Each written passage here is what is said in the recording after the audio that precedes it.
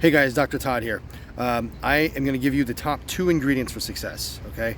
They go together. If you're going to make a cake and that cake is called success, you need 2 ingredients. First ingredient is authenticity. Okay, that one's obvious. Here's the problem. So authenticity just means this. It just means that you are who you say you are, right? And people can spot a fake. So being who you say you are, being congruent with your beliefs and giving that congruency to others is important.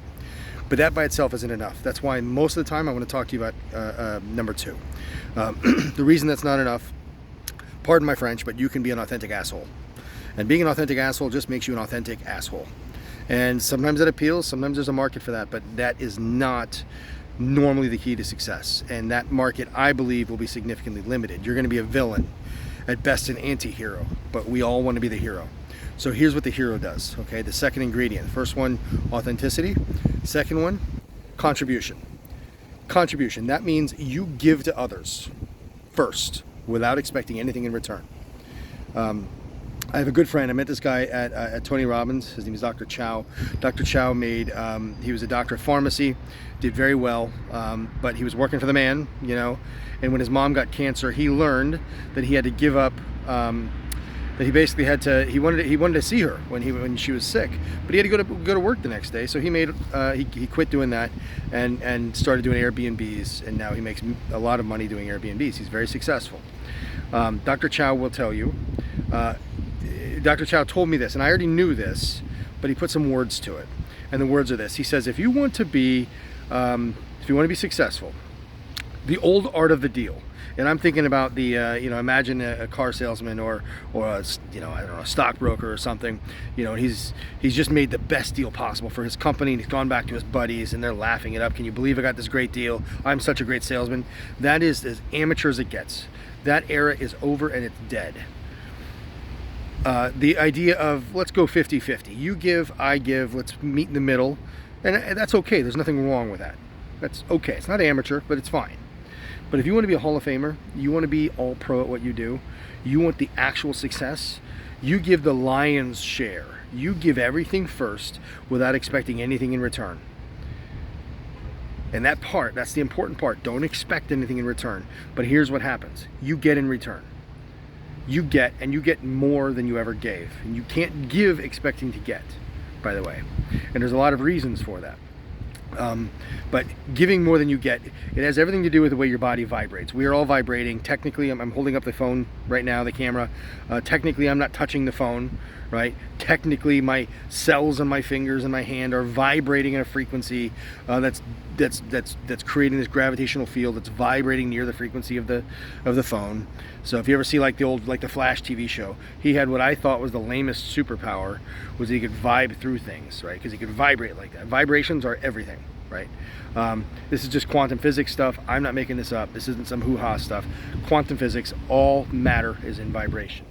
It's all energy. We're all energy. And if you're vibrating at a certain frequency, others will run from that frequency. They'll be repelled from it like a battery, or like a magnet, or like a battery where, you know, if it's plus and minus, either it flows through or it flows against, right? And there's no energy transfer, or it's a negative energy transfer, right? So if you are giving in order to give, and you are giving the lion's share first, you are energy can never be created nor destroyed, right? So you are giving energy to others, and you're putting it out there, and that person by themselves may not return that energy, right? But you're going to get it somewhere else. This isn't karma, by the way. I don't believe in karma. I don't think that the universe is in complete balance. I think I don't agree with that. I think there's plenty of places where you can see that that's not true. And even if it were true, that doesn't necessarily help you. Maybe it helps the universe, but what does that have to do with me, right? But in this world, we are talking about being able to give and not expecting anything in return. And when you do, you're giving energy. You're dispersing energy. That energy will return to you in the form of usually the success that you're looking for.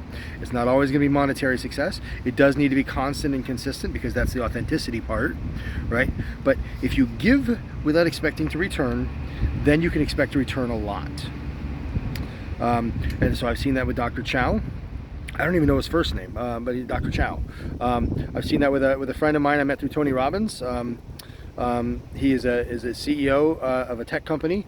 When he started the tech company, when he started Tony Robbins, he was doing okay. Once he started really embracing that principle, he not only did he meet his goals. His goal was to get a Tesla within 1 year, like a $70,000 car. But he started embracing this concept of giving first and giving the lion's share first. He started embracing that more, and within that first year, his company grew so much that not only was he able to get the car, but he also got a much nicer car. Almost 3 times the cost of what a normal low level Tesla is, because it was the concept of giving.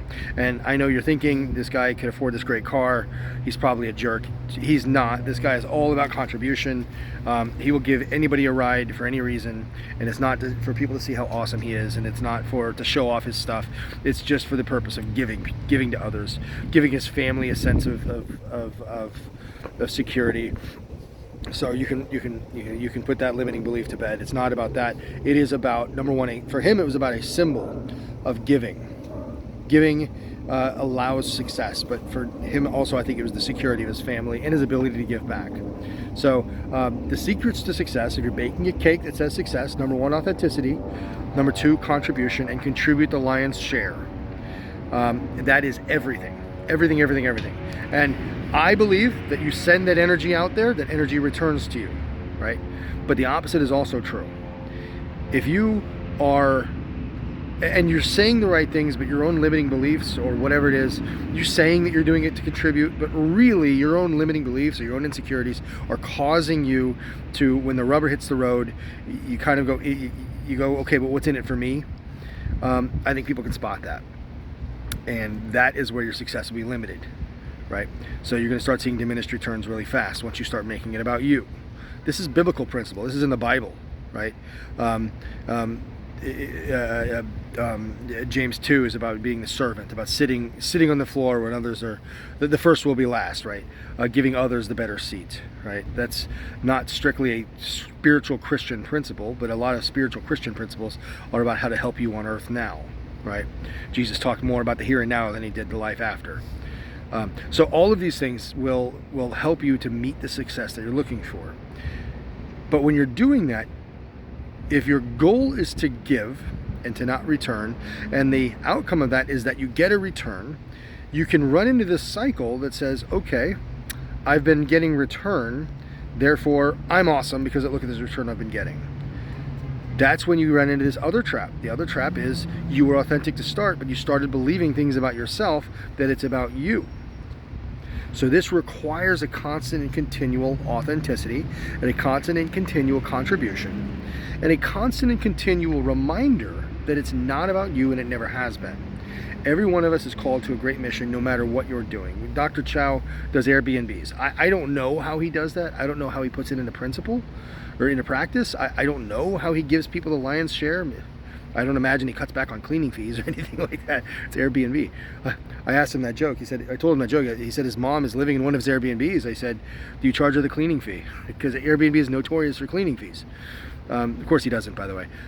But this is all to say, this has to be a continual lifestyle choice to give more than to get. And that doesn't mean to give frivolously, right? It doesn't mean just to give money to a homeless person, they're going to spend it on drugs or something. What it means is from a business perspective, and we're all in the business of being a human, and we're all in the business of being givers.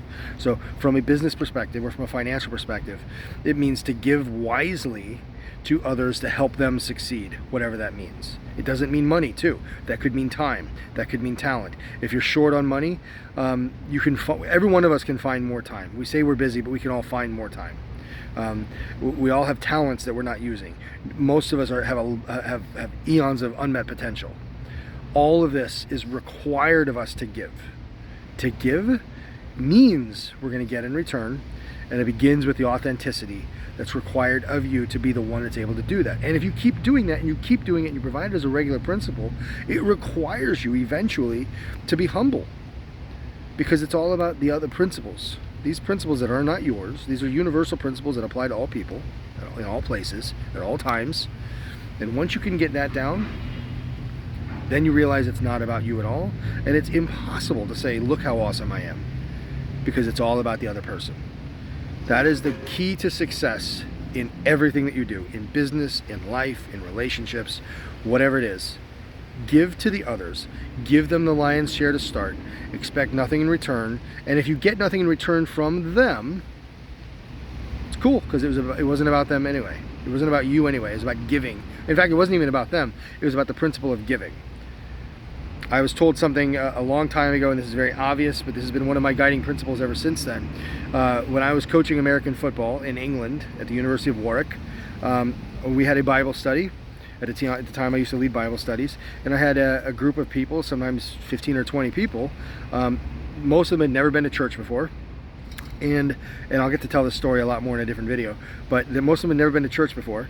And there was one particular week, and we lived over an hour away. I drove an hour in the UK, $8 a gallon or something to get up there. I'm very busy, I'm working on my doctorate, but I'm gonna set aside time to do this, and not a single person showed up. I didn't know that on the calendar in the UK, when it says reading week, that's basically spring break. Nobody's there. Nobody told me that's what reading week means. Nobody showed up. And I'll admit, I was kind of mad. I was upset. I didn't take it personally, but I was like, what the heck, man? I just drove all this way. So I went and just, wandered around campus. My friend was the chaplain, so I went and talked to him for a minute. And he told me something. Again, you ever hear those obvious principles? They're so obvious, but then because they're worded in a certain way, they sort of put things in a new perspective. The principle was this: you are called to obedience and not success. And if you're called to obedience and not success, obedience is the success.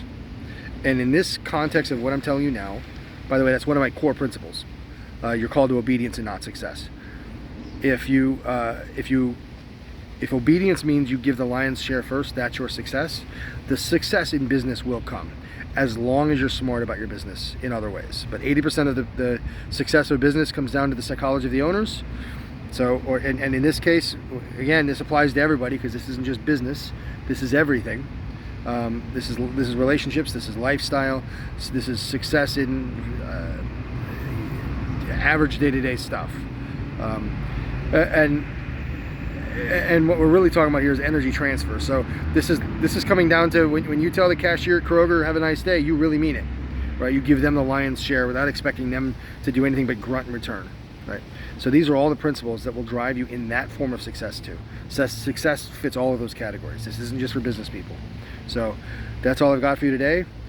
Make it your mission today to make somebody else's day better. God bless.